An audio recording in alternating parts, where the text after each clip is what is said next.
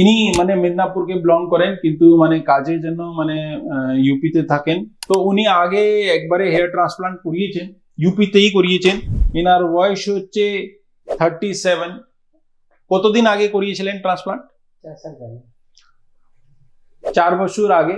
এই জায়গাটা আপনি দেখতে পাচ্ছেন কি এই এরিয়াটা হচ্ছে আগে যে টাইমে উনি ট্রান্সপ্লান্টটা করিয়েছেন, কিন্তু এই জায়গাটা ওনার একটা বাল্ডনেস আছে এট প্রেজেন্ট। এখানটাও কিছুটা লাগানো হয়েছে, তো এই জায়গাটা বাল্ডনেস একটা দেখা যাচ্ছে। আর এনার একটা সমস্যা হচ্ছে কি এই জায়গাটা ওনার একটা ডেন্সিটিটা বাড়াবার কথা। তো আগে এফইউই মাধ্যমে হেয়ার ট্রান্সপ্লান্টটা হয়েছে, আমি দেখিয়ে দিচ্ছি, একটু ঘুরিয়ে যান। তো দেখুন এই জায়গা থেকে আগে হেয়ার ট্রান্সপ্লান্টের জন্য হেয়ার নেওয়া হয়েছে। তো আমাদের জন্য কিছু এরিয়া বাকি আছে, এই এরিয়া বাকি আছে, এখান থেকেও আমরা কিছু নিতে পারবো। তো জায়গাটা থাকে, কিন্তু হ্যাঁ, কিন্তু প্রত্যেকবারে আমাদের যে এরিয়া আছে সেটা কমতে থাকে। আজকেও আমরা এফইউই মাধ্যমে হেয়ার ট্রান্সপ্লান্টটা করব। তো ওনার যা এরিয়া চাই তো সেটা আমি মার্কিং করে দিচ্ছি। হেয়ার লাইনকে আমাদের ডিস্টার্ব করার দরকার নেই।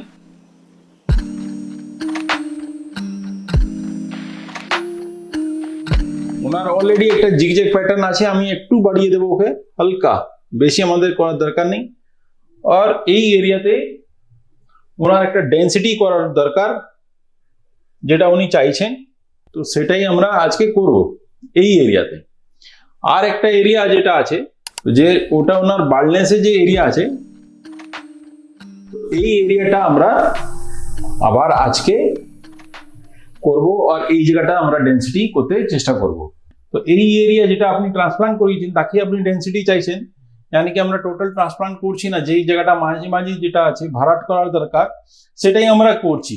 প্লাস এই জায়গাটা যেটা আছে আপনি মানে নিজের অনুভব করেছেন যে এখানে আমি প্যানটা ঘোরাচ্ছিলাম, এই জায়গাটা আপনার যেটা বাল্ডনেস মতন চলে এসছে, এই জায়গাটা আপনি চাইছেন কি এটা আরো একটু ফিল হয়ে যায়, है ना?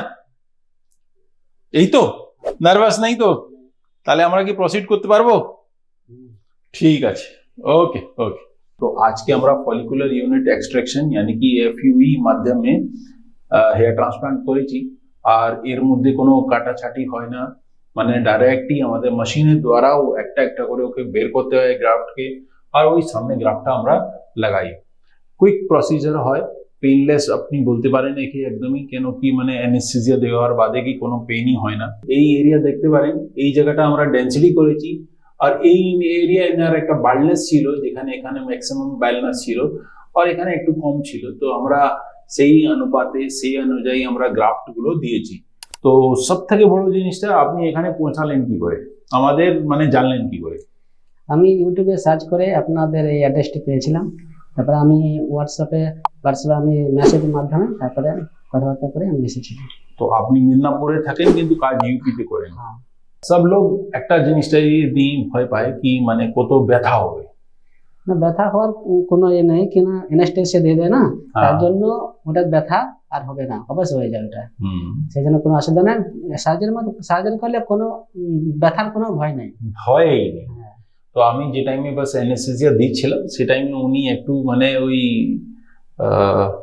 পালস অক্সিমিটার লাগা ছিল, মাল্টিপ্যারা মনিটর যেটা ছিল মানে থাকলো কি ওটা লাগা থাকে, মানে বিপি আর বাকি সব জিনিসটা যেটা আছে। কিন্তু আমি যতই অ্যানেস্থেসিয়া ওনাকে যত ইনজেকশন দিলাম, ইনসুলিন সিরিঞ্জের মাধ্যমে দিলাম, কোনো মনিটরের মধ্যে আমি কিছু দেখিনি। খুবই ভালো উনি একদম ওয়েল, মানে আমার সঙ্গে যে কপারেশন যেটা হয় সেটা খুব ভালো কপারেশন ছিল ওনার। আর মানে টোটাল আমার অ্যানেস্থেসিয়া দিতে কোনো সমস্যাই হয়নি, আর নিজস্ব ওনারও কোনো সমস্যা হয়নি। একটা জিনিসটা হয় মানে 3-4 দিন মাথায় মানে ধরে রাখুন একটা ফেসে সোয়েলিং আসে, সেই 4-5 দিনের মাথায় হতে পারে, কারো একদিন আগে কারো একদিন পিছনে, এরকম করে ওটা কিন্তু চলেও যায়।